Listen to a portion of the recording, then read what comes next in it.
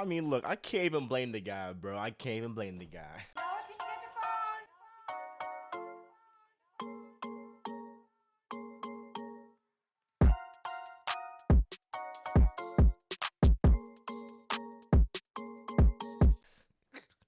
What's good, y'all? What's good, Real Talk Squad? This is Miles, and you're listening to Real Talk with Miles Johnson, where you know I always keep it real. Let's get right into it, man. You see it. You see it. Last time y'all saw the white tee. This time you see the black tee. I'ma just show them out. I'ma just show them out, and then you feel me? Like, you're gonna keep them seeing coming. And then one day I'm gonna be like, link in the bio to get your merch. And I expect the Real Talk Squad to go ahead and get that Real Talk swag. We're going to get right into it. Like, comment, subscribe. Podcast listeners, be sure to subscribe so you know when the latest episodes drop. Let's get right into it. James Harden made an unexpected move yesterday. Unexpected. It was expected that James Harden would opt out of his $35 million deal, right? And become a free agent. There were reports that Houston was going to give him some. There were reports that, he's got other offers outside of Philly. Now we know that was cap. And what I said was right. What I said was right in that James Harden was only using the Rockets as leverage to get a bigger contract with the Sixers. Because if he actually got a 4-year deal on the table in Houston, he would have opted out and just signed with Houston. So what this shows me, there isn't that much interest in the league, if any at all, to sign James Harden to more than 3 years. 3 years or more. Aside from that, people not really rocking with the guy. And it's kind of sad. I do feel bad for Harden. I feel bad for Harden in that this is the same guy that last summer gave up $15 million for the Sixers to build a championship team around them. Come playoff time. Well, actually, regular season, he does very well, is the assist leader, and compliments Embiid very, very well. Embiid would not have gotten the MVP if it wasn't for James Harden. Facts. So, fast forward to the playoffs. Embiid, as we know all the time, battles through injuries in the playoffs. This is not new. This happens every single postseason.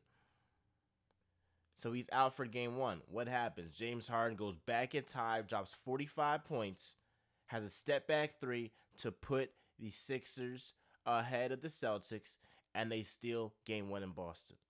Okay, cool. Fast forward to game four. Al Horford had Joel Embiid's number. It was so bad that PJ Tucker had to yell in Joel Embiid's ear, "Get your in the game. Get your in the game, bro." And then when the time was, when the time was ticking, what happens? Embiid kicks out a pass to James Harden for the three to put the Sixers ahead. Harden had 42 points in that game. So up to game four, the Sixers could have got swept if it wasn't for James Harden heroics. That's not opinion, that's fact. Now, he had a good game five, and they won game five, but game six and game seven were so bad that Sixers fans, I believe Sixers ownership, were out on the guy. So what James Harden is feeling is, I'm the same guy that last offseason I gave up $15 million because I'm trying to win now. In the playoffs, Yes, I didn't have good games in game 6 and game 7, but heck, I won y'all 2 games against the Celtics. And now y'all acting like y'all don't want to give me, a long contract. Y'all want to give me 3 years or whatever.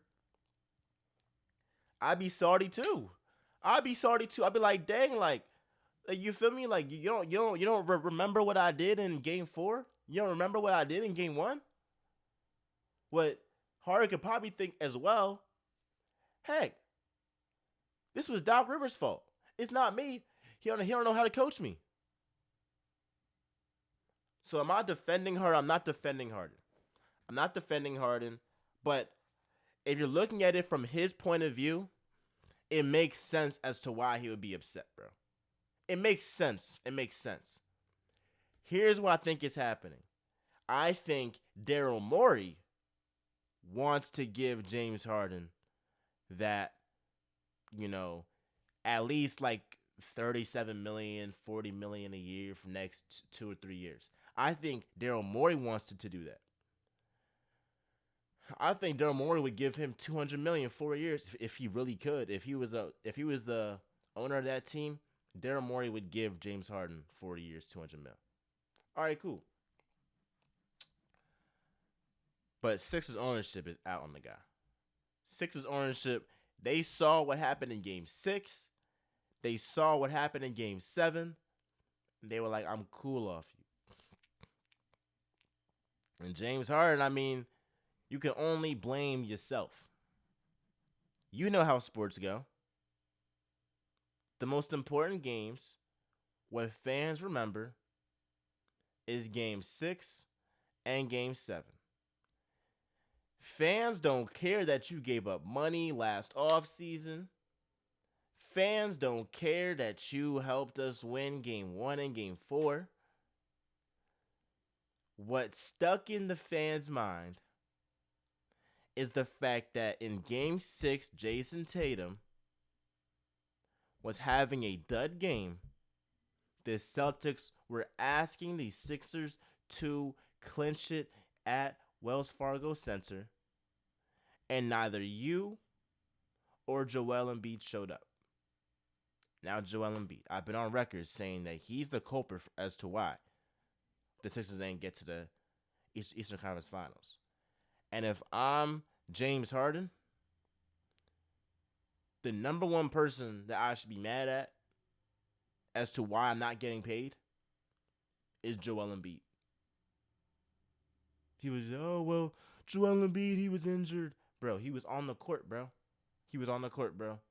He was on the court. If you're on the court, you're healthy. Okay, you're healthy if you're on the court.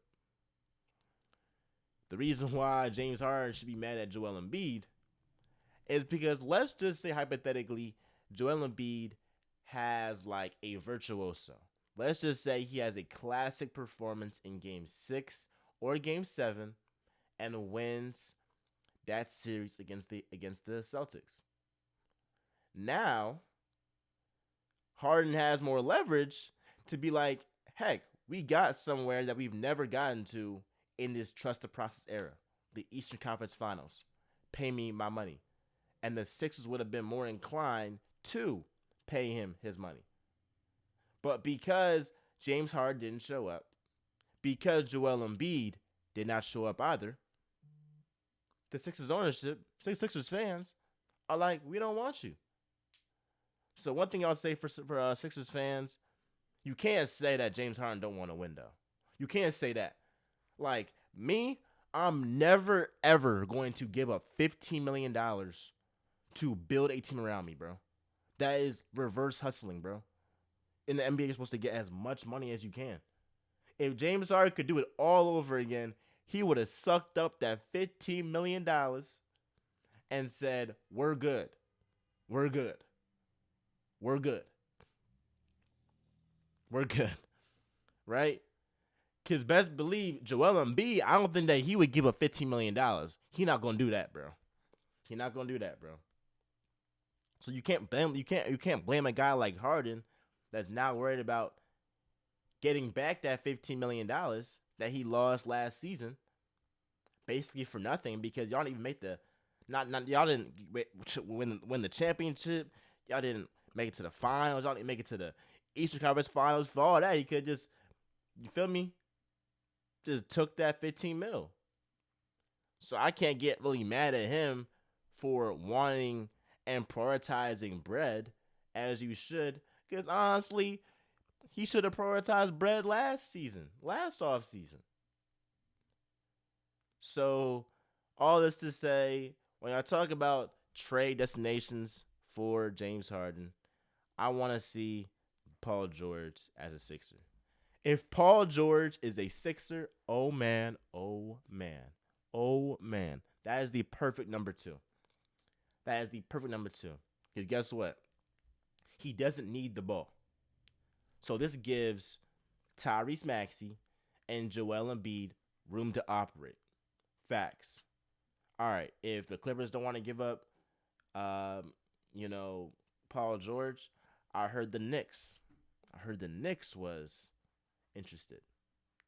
If the Knicks are interested, I want Jalen Brunson. A backcourt of Jalen Brunson and Tyrese Maxey, oh my gosh. If the Knicks are dumb to do that, oh my God. I would be so happy. I'd be so happy. I don't know what I would do. Because we're not going to trade James Harden for Julius Randle. You can miss me with that. Or RJ Barrett. We're not doing that, bro. I heard the Heat, they was interested. All right, they're not going to give up Jimmy Butler. I mean, shoot. If I'm Daryl Morey, I'm going to ask. You know how Daryl Morey is. I'm going to ask, you want James Harden? Give us Jimmy Butler. And then Pat Riley going to hang up the phone. But, I would ask. But, all right. Obviously, they're not going to give up Jimmy Butler. But base level is Tyler Hero.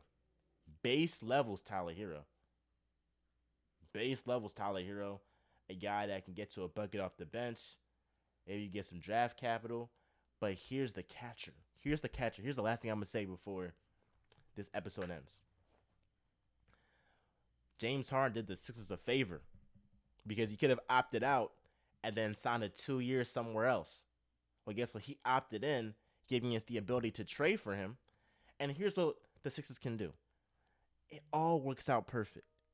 Now the Sixers can potentially trade James Harden for assets to trade for Damian Lillard. And now you can have Damian Lillard with Joel Embiid. And since you have assets from James Harden, you can keep Tyrese Maxey. Oh my gosh, if we have Joel Embiid, Damian Lillard, and Tyrese Maxey, it's over. It's over. I promise you, it's over. So if this happens, they should put up a statue in Philly for James Harden, bro. For real, bro. Because this is some GOAT stuff right now. If we can flip James Harden for Damian Lillard, I might have to catch the first flight to Philly, and it's a parade. It's a parade. We're gonna have James nightmares. It's gonna be crazy, bro. It's gonna be crazy. Oh my gosh, I cannot wait if that happens. Daryl Morey, cook. That's all I want you to do, bro. Cook. Be sure to like, comment, subscribe. Let me know about that last potential case scenario. Flipping James Harden for assets for Damian Lillard. Oh my gosh, that would be something. Hey, if listeners on YouTube, like, comment, subscribe. Podcast listeners, be sure to subscribe so you know when the latest episodes drop. Real Talk with Miles Johnson, where you know I always keep it real. I'm out, y'all.